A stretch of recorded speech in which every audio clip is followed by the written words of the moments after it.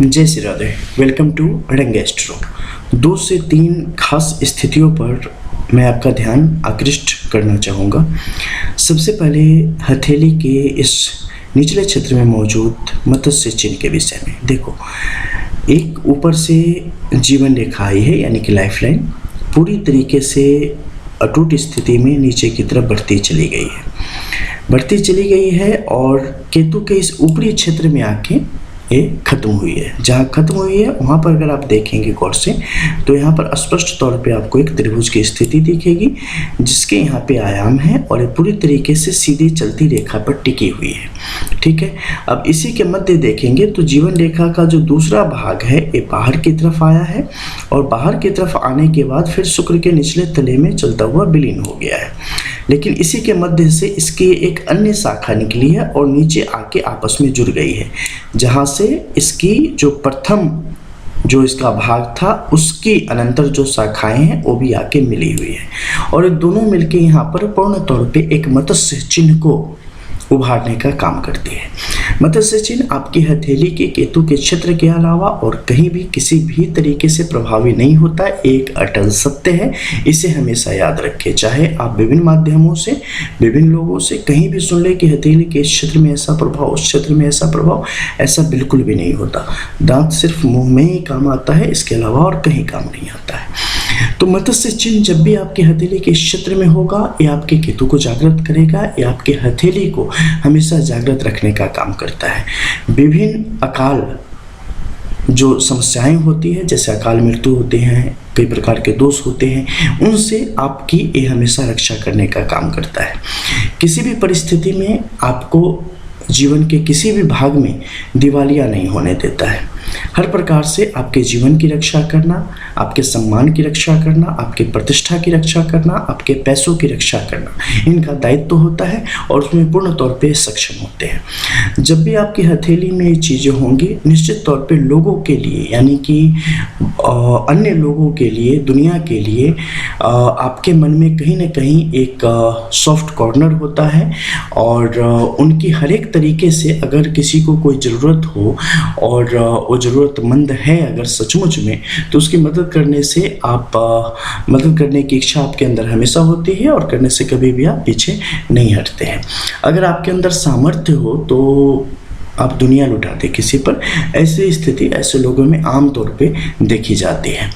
लेकिन कई दफ़े आपके लिए जो सेटबैक है वो क्या है कि उम्मीद ज़्यादा पाल लेना। जीवन में कई बार आप उम्मीदों के ऐसे भंवर जाल में फंस जाते हैं कि कहीं ना कहीं आपको लगता है कि हम उलझ गए हैं जीवन में और हमें कोई किनारा चाहिए। आप रिग्रेट करते हैं अपनी चीज़ों पे, अपने पास्ट में लिए गए अपने फैसलों पे, और आपको लगता है कि कई जगह हम बहुत ही ज़्यादा एक तरीके से कह सकते हैं कि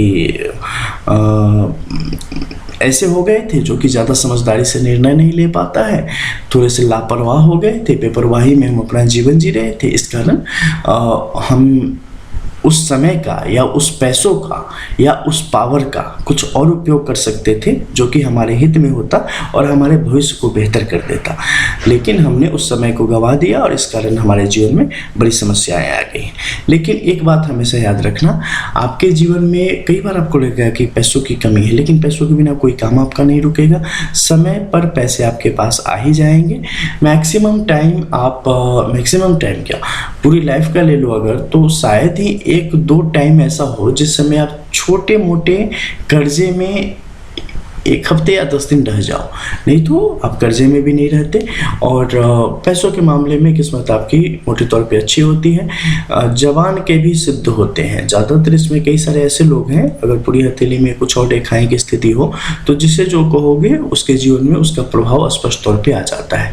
रिश्तों को निभाने की काबिलियत आपकी काफ़ी बेहतर होती है, बशर्ते सामने वाला भी उसी तरीके से आपकी कदर अगर करता है। तो अगर कोई आपको पूछ देवे, आपको वैल्यू दे देवे, फिर तो आप सामने वाले के लिए काफ़ी कुछ करने की स्थिति में आते चले जाते हैं। लेकिन देखो, इसके साथ ही कुछ अन्य स्थिति भी बनी हुई है, यानी कि मत्स्य यहाँ पर एक ही चिन्ह नहीं है, एक से ज़्यादा चिन्हों की स्थिति बनी हुई है और यहाँ पर त्रिमुखी स्थिति में विराजमान है और 3 मत्स्य चिन्ह की स्थिति बनी हुई है। और सब कहाँ गई? शुक्र के इस तरफ गई। पुरुषार्थ से लाभ, ठीक है, चतुर्विध जो पुरुषार्थ है, धर्म अर्थ काम मोक्ष, उसका बड़ा प्रभाव है जीवन पर, और उसका पूरी तरीके से जातक के जीवन में ये स्पष्ट तौर पे समाहित है। तो जातक को अपने जीवन में अपने ज्ञान से लाभ की स्थिति आती चली जानी है।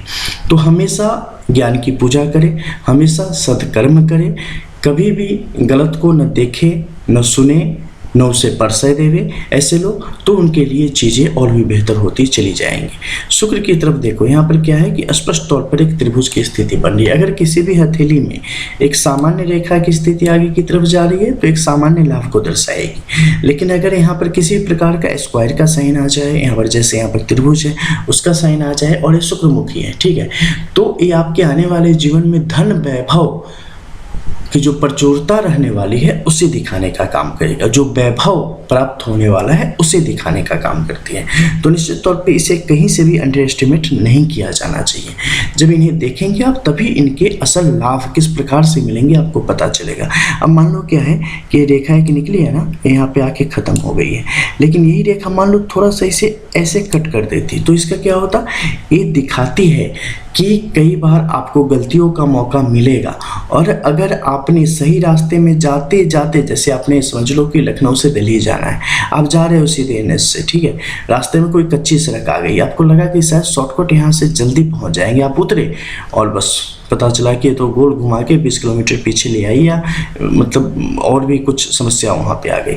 तो ये उन चीज़ों को दिखाती है, बार बार आपको रास्ते से भटकाएगी, लेकिन आपको भटकना नहीं है, वैसी स्थिति को दिखाती है। तो जब भी किसी बड़ी रेखा पर इस प्रकार से छोटी रेखा भी आक्रमण करे तो देखना है दो चीज़ें, क्या ये इनेमी सिंबल है या आपके पक्ष में रहने वाली है, ये रेखा जीवित है या मृत हो चुकी है, इन सब का ध्यान करना है। ये कैसे पता चलेगा, देखो जब भी आड़ी तिरछी स्थिति में काटेगी रेखाएं तो आपके लिए ज़्यादातर टाइम पर, क्योंकि कई बार क्या होती है रेखाओं की वही स्थिति होती है जो आपको पता नहीं होती है, लेकिन रेखाओं की स्थिति ही आड़ी तिरछी होती है, और उसमें अगर आड़ी तिरछी काटे तो आड़ी तिरछी उसे नहीं माना जाएगा, ठीक है। तो यहाँ पर क्या है कि अगर ये सीधी आड़ी तिरछी काट रही है तो आपके लिए मुश्किलों को दिखाती है। अगर ये रेखा के ऊपर से हल्का सा बाहर की तरफ है यानी अंदर, और ऊपर की तरफ सीधे ऐसे, तो वैसी स्थिति में क्या होगा, अगर सीधा ये आपके लिए ऊर्ध्वमुखी हो तो ये आपके लिए अच्छे योगों को दिखाएगा, ठीक है। उसमें क्या होगा कि आपको एक ही जगह से या एक ही माध्यम से ज़्यादा लाभ की स्थिति को दिखाने का काम करेगा, ठीक है। इसके अलावा मृत है या नहीं उसके लिए उसकी लालिमा देखी जाएगी, ठीक है, और उसकी स्थिति देखी जाएगी कि किस प्रकार से है, उसके आसपास का वैभव क्या है, उसके आधार पर उसे आप जीवित या मृत के रूप में मान सकते हैं। अब हम बात करेंगे यहाँ पर उपस्थित एक अन्य रेखा के बारे में जो है भाग्य रेखा।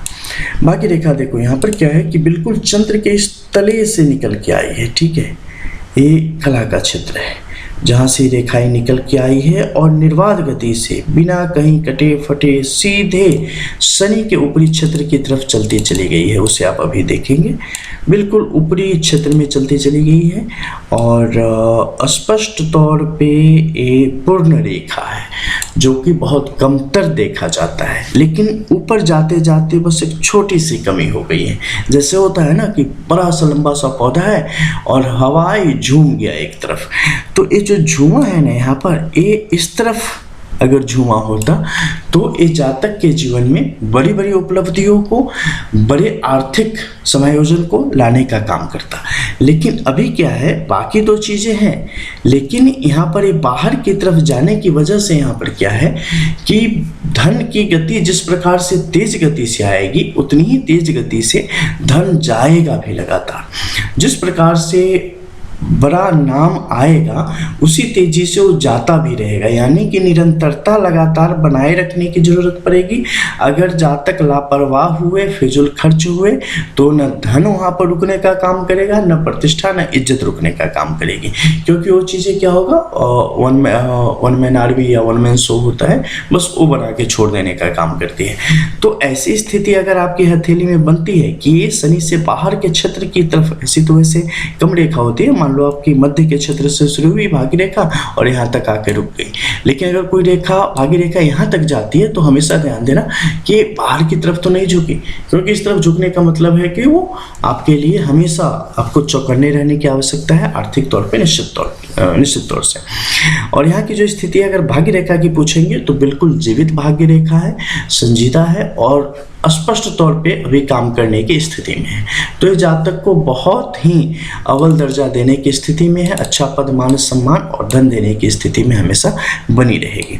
अब हाथ का ये प्रकार देखें, मैंने कई सारे वीडियो में स्पष्ट तौर पे बताया है कि जब भी हाथ के इस क्षेत्र में धनुषाकार एक स्थिति बन रही हो और ये क्षेत्र बाहर की तरफ स्पष्ट तौर पे जा रहा हो तो लिख के रख लो कि ऐसा व्यक्ति अपने जीवन में निश्चित तौर पे कामयाब होगा, सफल होगा और जीवन में वो जो चाहता है उसे वो प्राप्त करके ही रहेगा, चाहे दुनिया यहाँ की वहाँ हो क्यों न चाहे।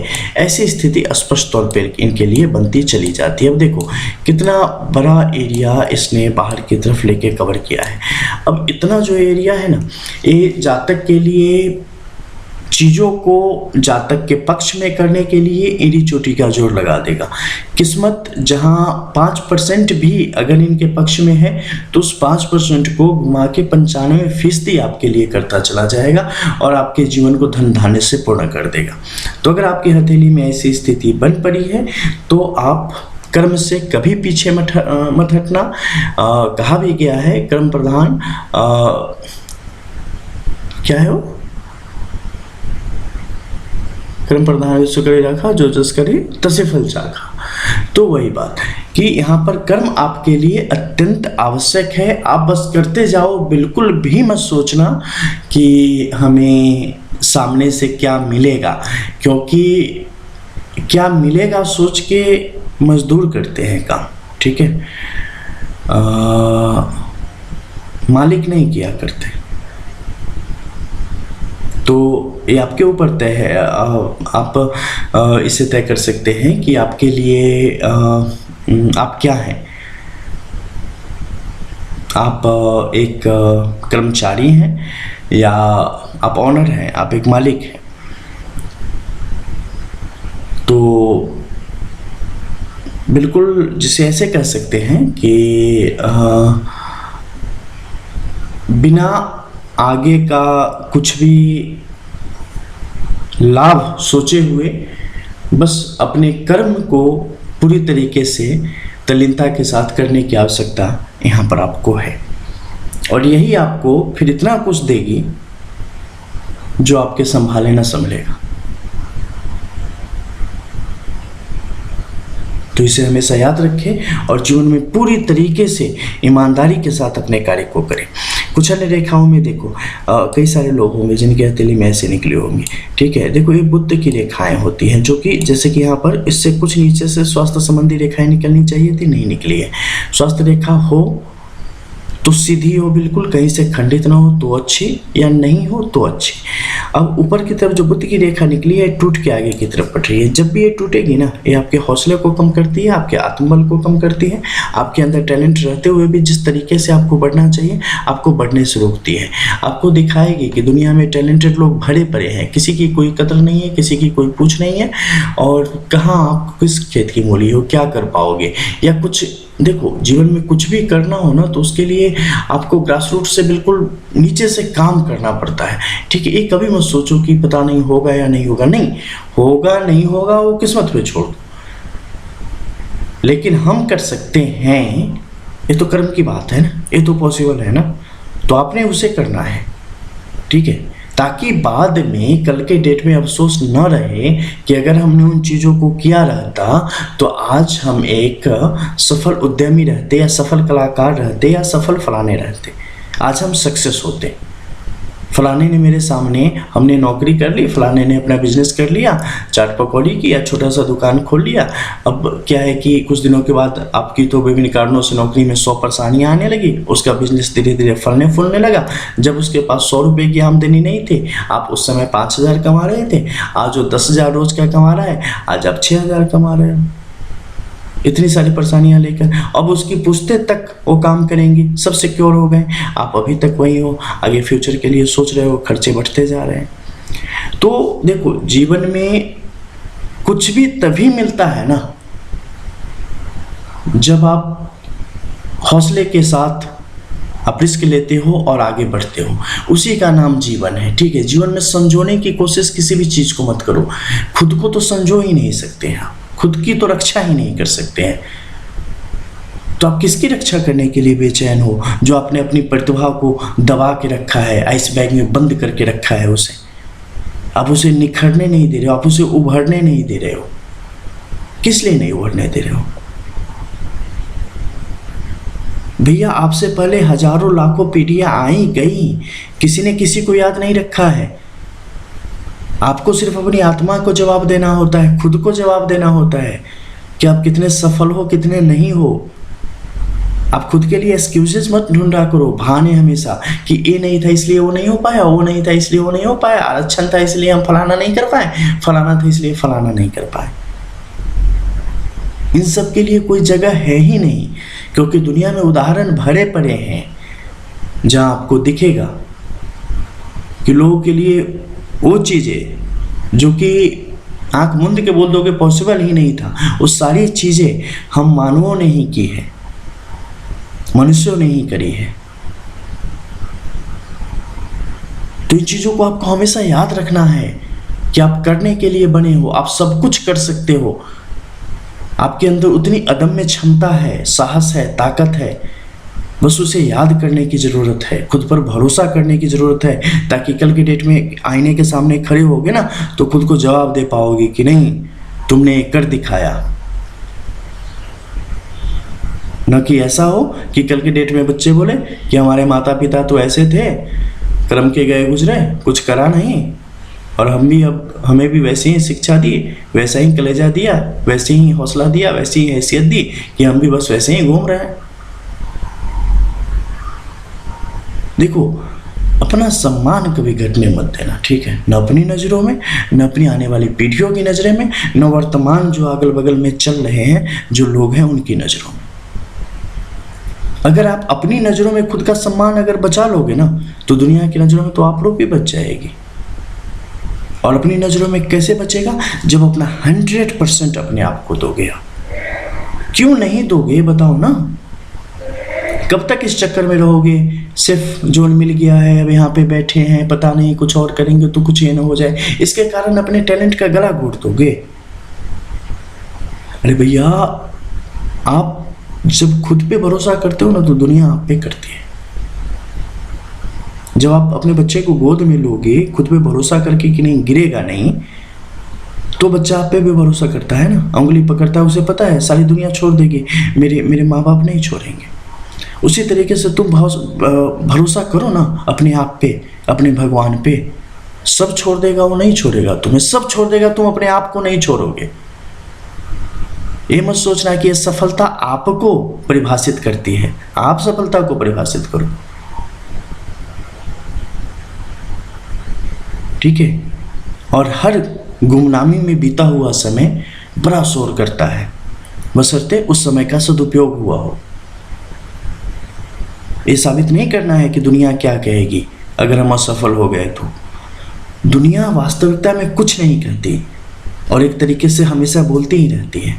हमेशा आपके अंदर कमी देखेगी और हमेशा आपके अंदर गुण देखेगी, बशर्ते फिर बात वही आ जाती है कि आपने खुद को कितनी वैल्यू दी है। अगर आपने अच्छी वैल्यू दी है तो गुण गाएगी, आपने खुद की अगर सही पहचान नहीं की है तो आपको कमियां दिखाएगी ही ना, क्या करेगी, क्या गलत है?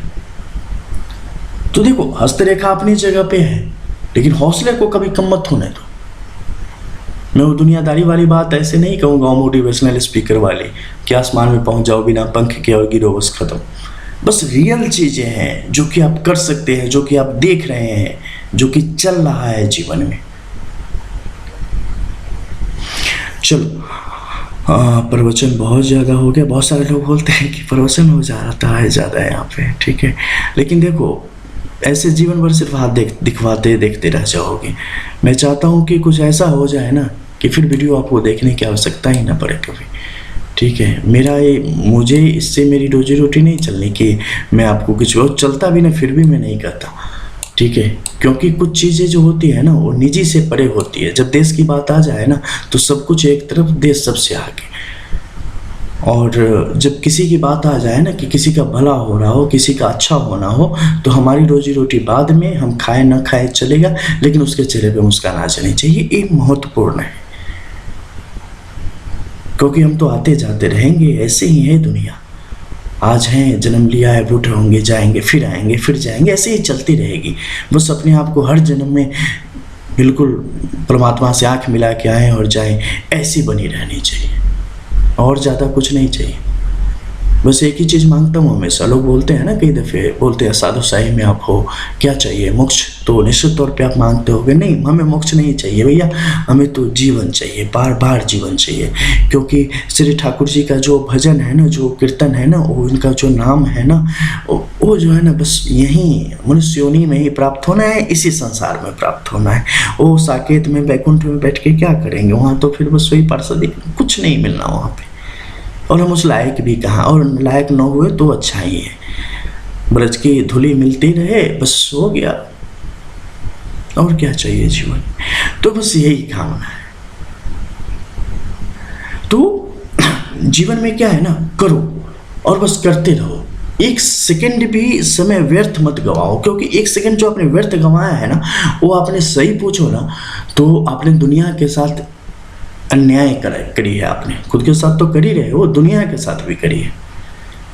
आप जानते हो, अब रामचरितमानस को आप उलट के पढ़ लो, श्रीमद् भागवत पढ़ लो, भगवान कभी नहीं बैठे घर में, दिन रात कर रहे थे कुछ ना कुछ। उन्होंने तो सारी लीलाएं हमें बताने के लिए करी कि भैया बैठने से कुछ नहीं मिलेगा, करना पड़ेगा। तो बस करते जाओ, करते जाओ, अपना समय व्यर्थ बिल्कुल भी मत गवाओ। ठीक है। अब देखो, मध्य के क्षेत्र में जितनी ज़्यादा ये सारी रेखाएं आएंगी, आपके मन को उतना ही उलझाएगी और आपके काम में उतनी ही ज़्यादा खुद से आप अड़चन पैदा कर लोगे। वैसी स्थिति को दिखाने का काम करती है। चलो, बहुत सारी बातें हो गई, मिलते हैं अगले वीडियो में कुछ और नई चीज़ों के साथ। तब तक के लिए जय जय श्री राधे। और वीडियो देखने के बाद कुछ करो।